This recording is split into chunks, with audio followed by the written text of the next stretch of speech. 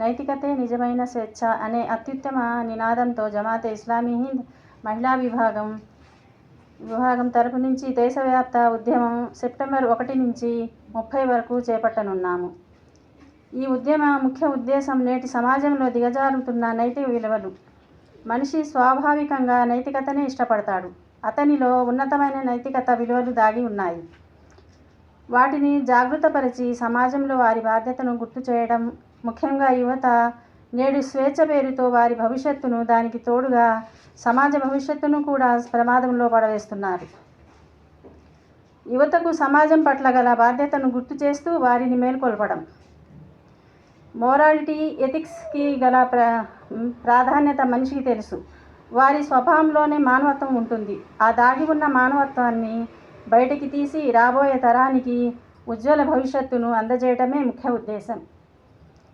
మితిమీరిన స్వేచ్ఛ కారణంగా జరుగుతున్న అనర్థాలను కొంతైనా అడ్డుకునే సమాజ శ్రేయస్సులో పాలు పంచుకోవాలనేదే మా ఉద్దేశం.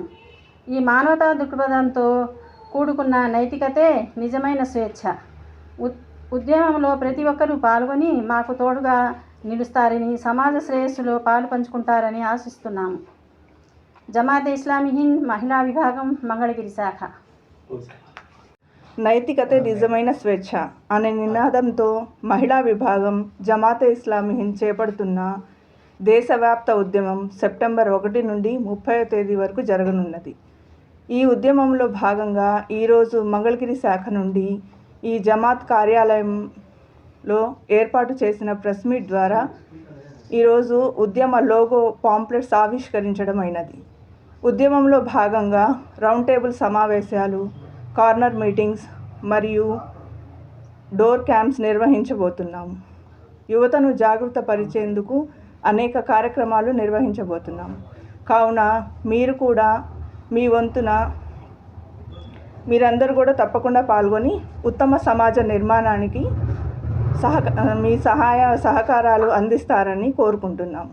ఇట్లు మహిళా విభాగం, జమాతే ఇస్లామీ హింద్, మంగళగిరి.